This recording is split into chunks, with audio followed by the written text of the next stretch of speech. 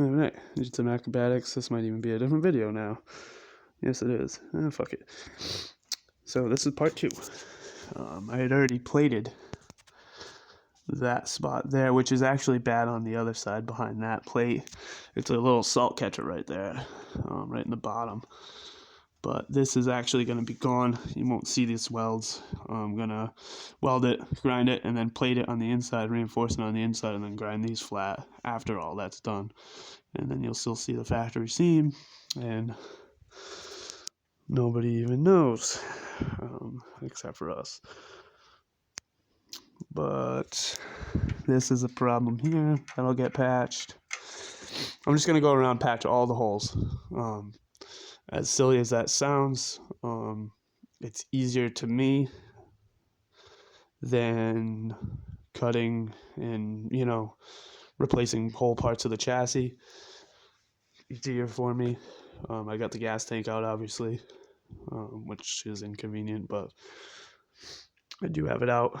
The front of the chassis on these usually isn't a problem on the trucks I have had in the past.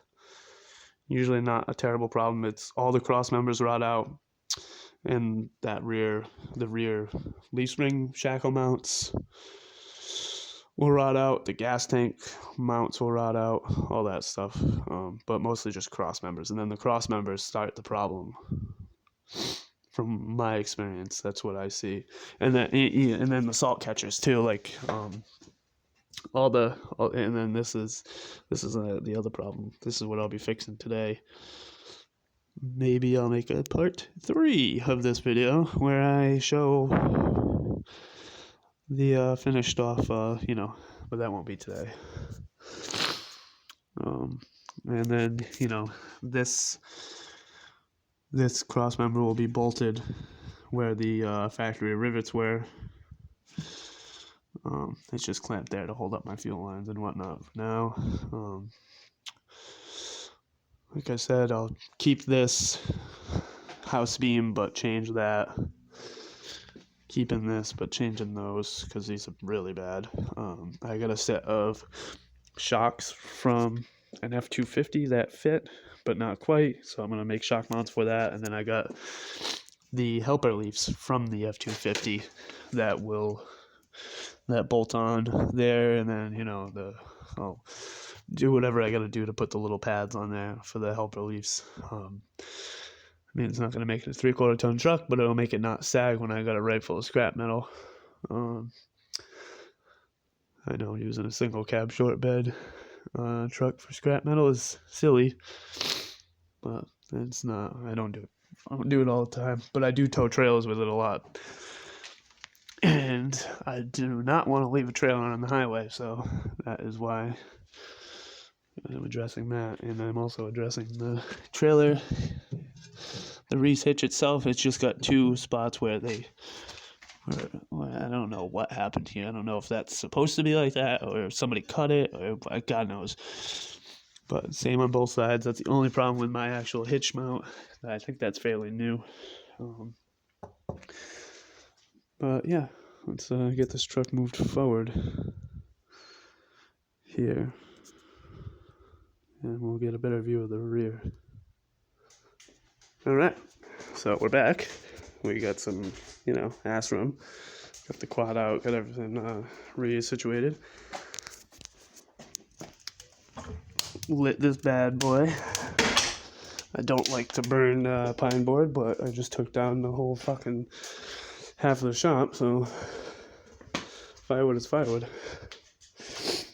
As long as you have a chimney brush and you can get in your chimney easily and actually do it, you can burn,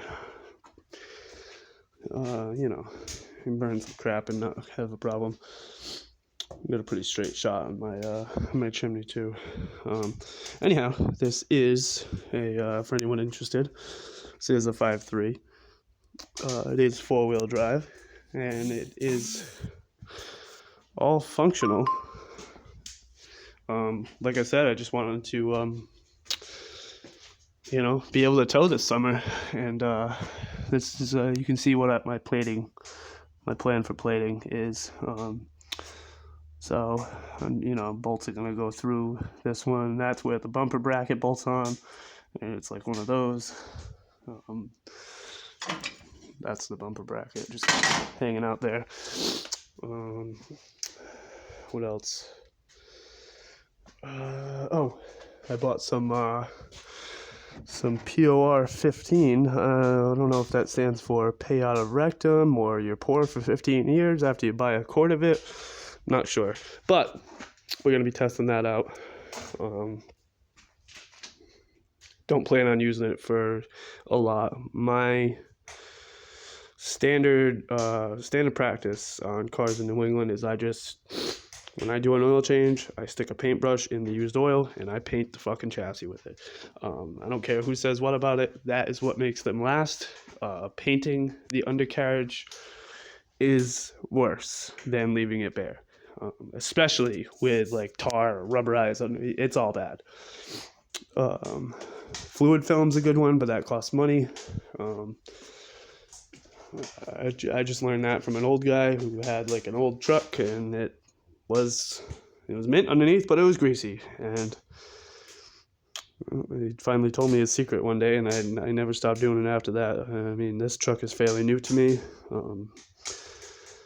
Doing that at this point, I'm sure would prolong the situation, but without going in there and actually patching that hole up there and these here, I couldn't do what I want with this truck. So that's what I did. Took off the bed. The bed's going to be getting some work. The bed rails, and I find this with a lot of these trucks too. The cab is actually half decent. The bed is half decent. The chassis is Swiss cheese. And that's how I've seen them, a lot of them too. I seen a 2019 the other day. It was a Swiss cheese chassis. I was doing some work for a guy on it. And he was like, I just had it undercoated. Yeah, you just totaled your truck, bud. Anyway,